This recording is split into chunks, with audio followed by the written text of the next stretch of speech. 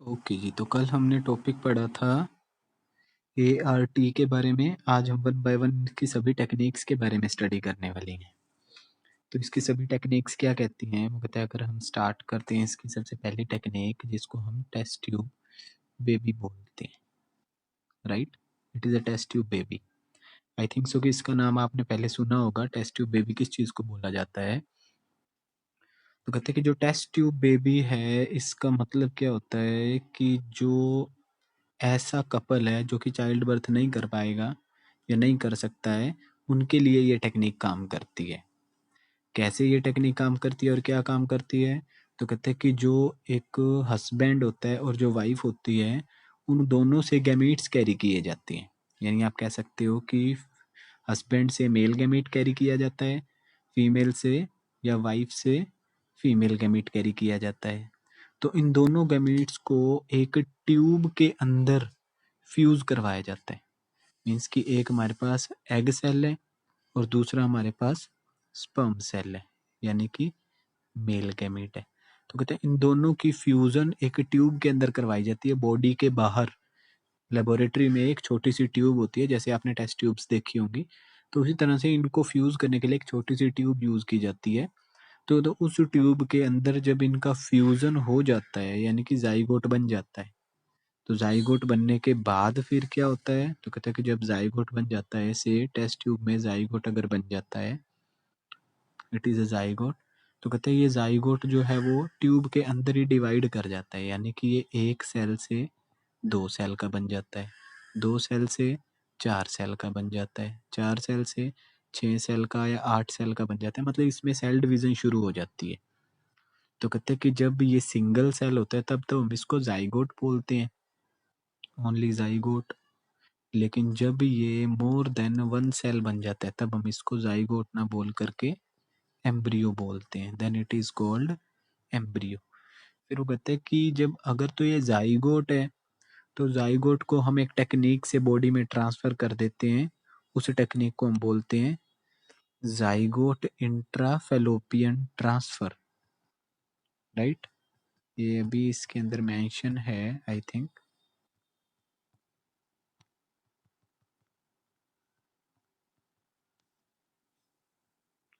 ये मेंशन है यहाँ पे, जाइगोट इंट्रा फेलोपियन ट्रांसफर, यानी कि इसको जिफ्ट टेक्निक भी बोल दिया जाता है शॉर्टकट में, ZIFT।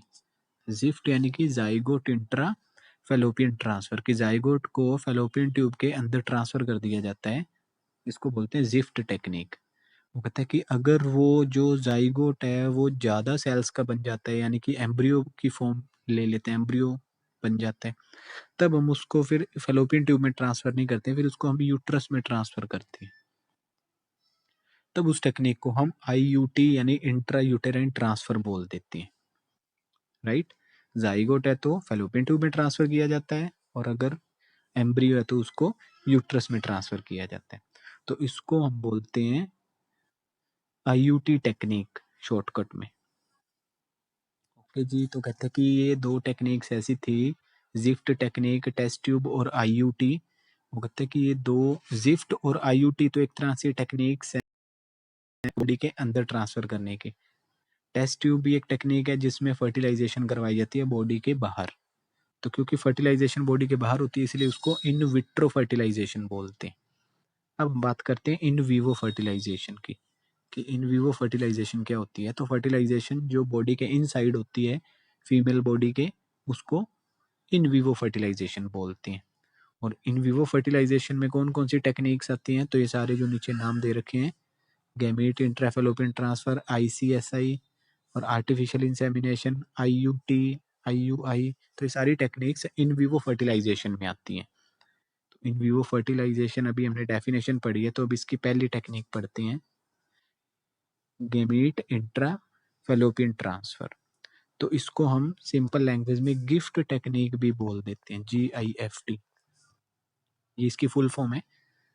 तो कहते हैं गिफ्ट टेक्निक क्या है? इस टेक्निक के अंदर क्या किया जाता है? वो कहते हैं कि जो एग सेल होता है वो किसी फीमेल से कैरी किया जाता है और उसको फेलोपियन ट्यूब में ट्रांसफर कर देते हैं। इसी तरह से जो स्पर्म सेल होता है वो भी किसी मेल से कैरी किया जाता है और उसको भी फीमेल के फैलोपियन ट्यूब में ट्रांसफ़र कर दिया जाता है। यानी कि सपोज करो कि अगर मेरे पास ये एक फीमेल रिप्रोडक्टिव सिस्टम है,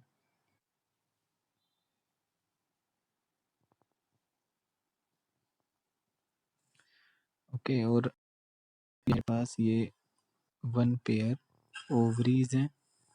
ओवरीज जो आपको पता है एग सेल रिलीज करती हैं, तो कहते हैं ओवरी से एग सेल रिलीज नहीं हो पा रहा है सपोज, तभी वो जो कपल है वो कह लो कि ये टेक्निक यूज करवा रहा है कर रहा है, तो कहते हैं कि जो ओवरी है वो एग सेल रिलीज नहीं कर पा रही है, तो डॉक्टर लोग क्या करते हैं किसी अदर फीमेल का एग जो है वो उस पर्टिकुलर फीमेल के फेलोपियन ट्यूब में ट्रांसफर कर देते हैं। अब फेलोपियन ट्यूब में ट्रांसफर करने के बाद सपोज जब वो गैमीट ट्रांसफर हो गया, कौन सा, सिर्फ फीमेल गैमीट, फिर वो कहते हैं वो किसी मेल से स्पर्म सेल भी कैरी करते हैं, फिर उस स्पर्म सेल को भी फेलोपियन ट्यूब में ट्रांसफर कर देते हैं। यानी कि हम कह सकते हैं कि दोनों गैमीट ही किसी फीमेल बॉडी के फेलोपियन ट्यूब में ट्रांसफर कर दें, मतलब कि कपल में जो वाइफ है उसकी बॉडी की फेलोपियन ट्यूब में किसी से मेल गैमीट कैरी कर लिया, किसी अदर फीमेल से फीमेल गैमीट कैरी कर लिया और दोनों को वहां पे ट्रांसफर कर दिया। तो इस टेक्निक को हम बोलते हैं गिफ्ट टेक्निक। गिफ्ट क्यों बोलते हैं?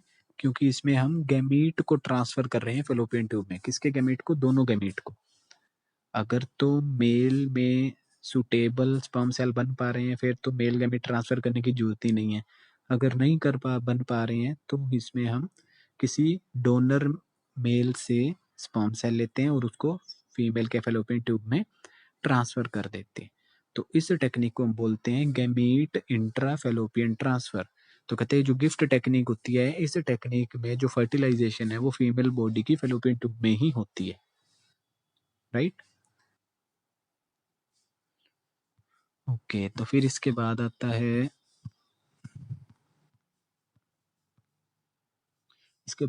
अगली टेक्निक आईसीएसआई।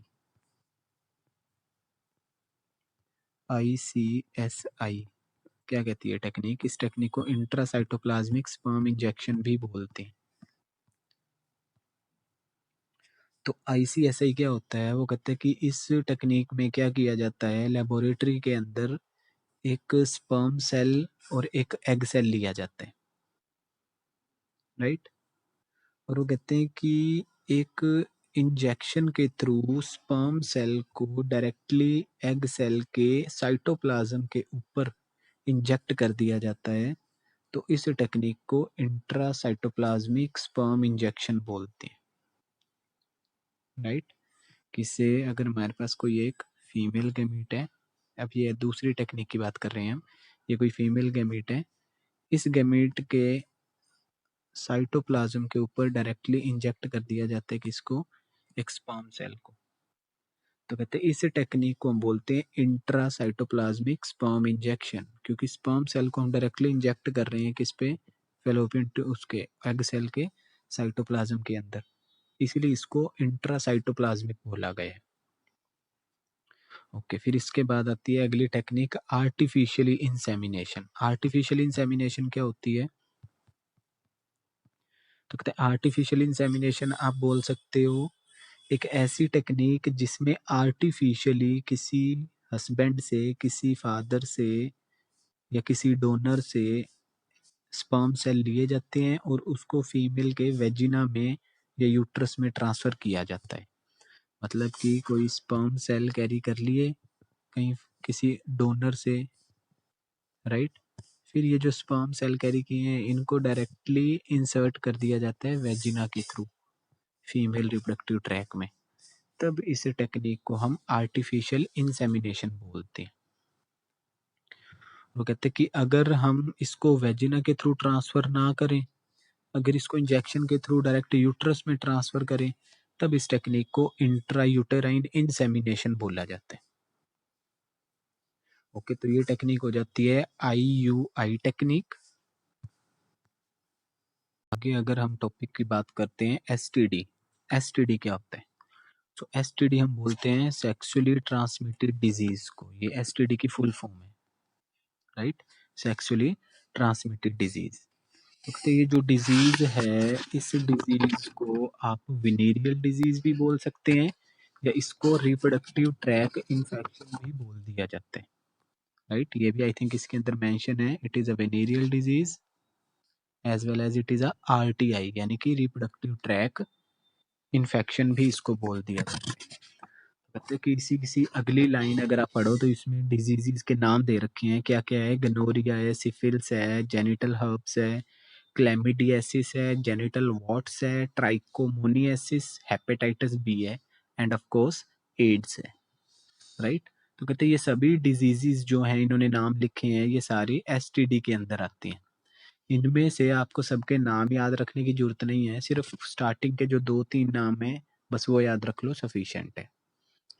देन वो कहते हैं कि जो ये जितनी भी एसटीडी अभी आपने पढ़ी हैं, इन सभी एसटीडी के अंदर से सिर्फ और सिर्फ 3 को छोड़ के, कौन से 3 को छोड़ के, हेपेटाइटिस बी, जेनिटल हर्ब्स और एचआईवी इन्फेक्शन, सिर्फ इन 3 को छोड़ कर बाकी सभी की सभी एसटीडी जो है वो क्योरेबल है, मतलब उनका क्योर पॉसिबल है, उनको ठीक किया जा सकता है अगर ये डिजीज हो जाती है तो।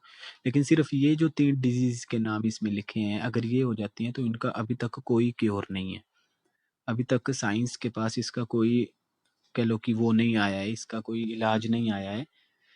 तो कहते हैं कि हाँ, ये हो सकता है कि अगर इन डिजीजेस का कुछ टाइम पहले पता लग जाए, अर्ली डिटेक्शन हो जाए, कुछ टाइम, मतलब अभी थोड़ा ही टाइम हुआ है अगर किसी को डिजीज हुए, तभी हमें जल्दी से पता लग जाए कि इस बंदे को डिजीज अभी अभी हुई है, तो कहते हैं तब तो इसका क्योर पॉसिबल है, तब ये पूरी तरह से ठीक की जा सकती है। लेकिन अगर बहुत ज़्यादा टाइम हो जाए, 1-2 साल का टाइम पड़ जाए ये डिजीज हुए, फिर आप कहते हैं कि इसको हम ठीक नहीं कर सकते हैं।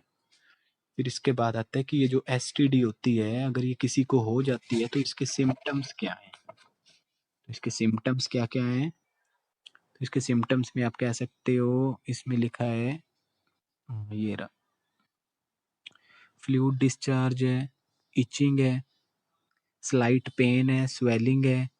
कहाँ पर ये सारी चीज़ें कहाँ पर हो जाती हैं, जेनिटल रीजन में, मतलब रिप्रोडक्टिव पार्ट्स में हो जाती हैं।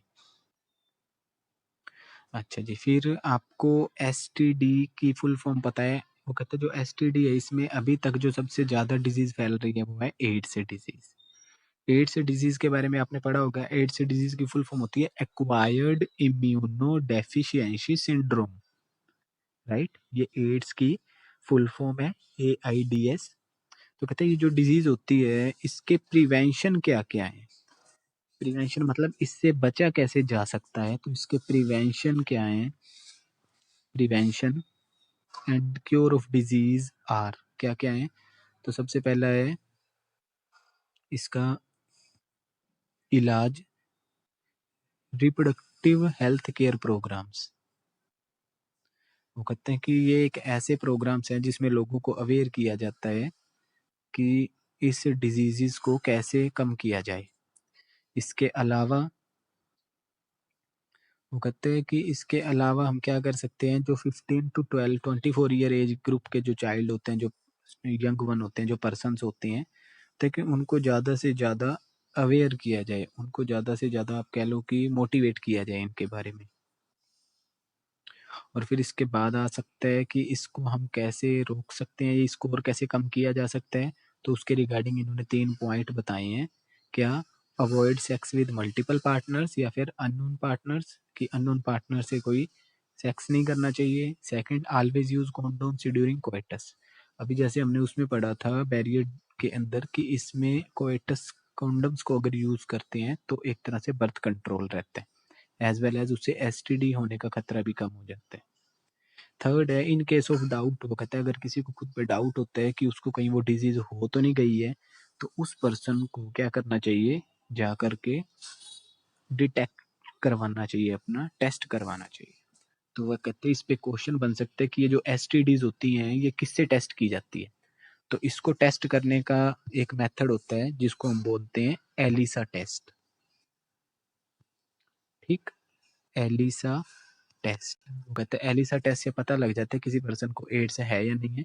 या फिर एक और टेस्ट आता है जिसको पीसीआर टेस्ट बोलते हैं, पीसीआर टेक्निक कह लो, पीसीआर टेस्ट कह लो। तो ये 2 टेस्ट हैं जिनसे पता लग जाता है कि किसी पर्सन को एड्स है या नहीं है। तो अगर इनका मैं फुल फॉर्म लिखूं तो एलिसा की फुल फॉर्म होती है एंजाइम लिंक्ड इम्यूनो सोर्बेंट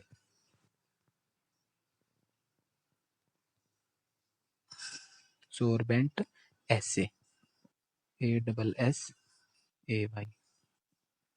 तो ये एलिसा की फुल फॉर्म है, और कह लो कि पीसीआर की फुल फॉर्म है पॉलीमरेज या पॉलीमराइज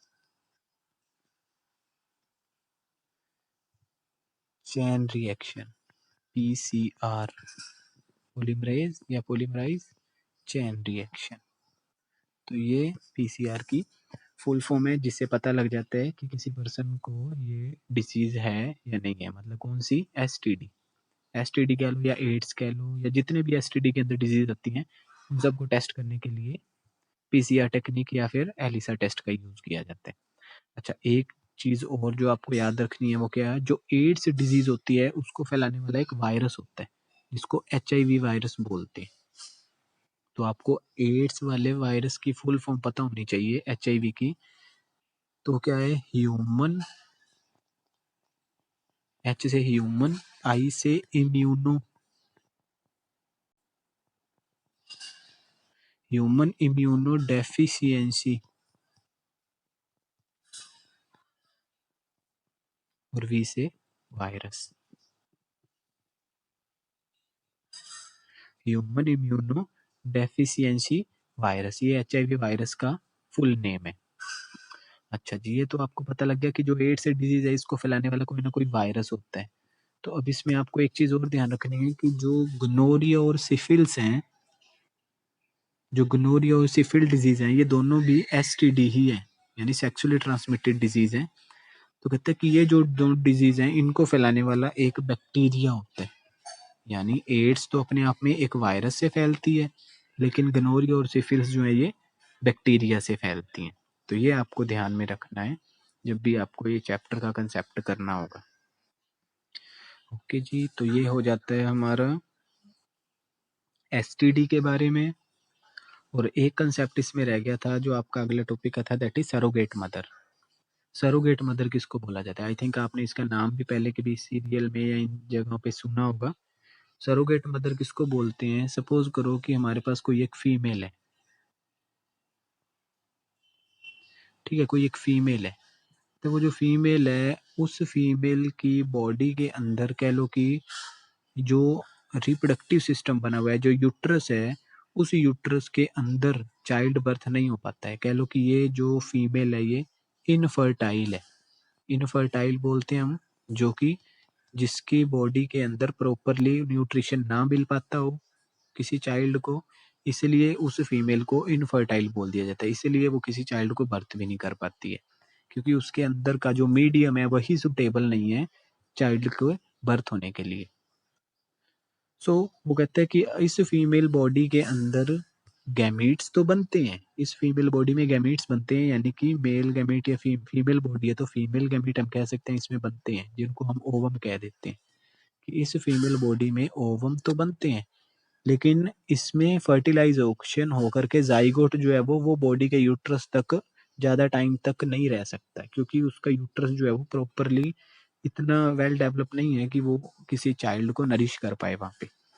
इसीलिए इस लेडी के या इस फीमेल के ओवम को कैरी किया जाता है, और किसी अदर फीमेल की बॉडी जो होती है उसको यूज़ किया जाता है, किसी अदर फीमेल की बॉडी को यूज़ किया जाता है। किस लिए?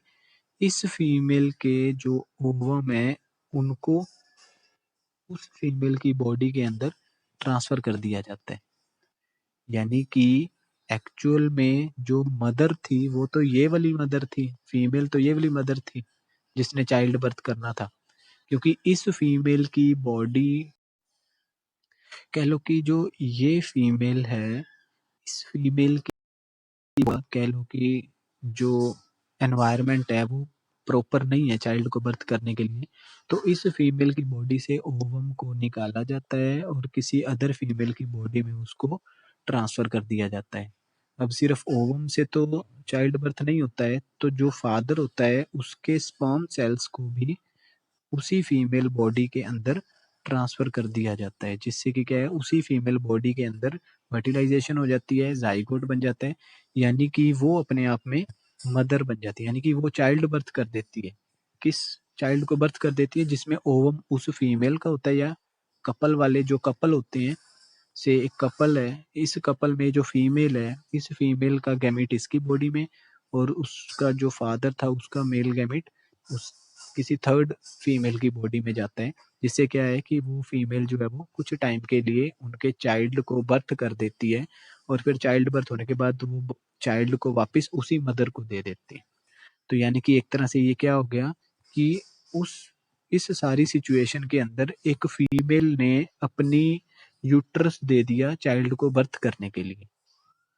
समझ गए? किसी फीमेल ने अपना यूट्रस दे दिया किस लिए? किसी चाइल्ड को बर्थ करने के लिए। तो उस फीमेल को हम बोलेंगे सरोगेट मदर।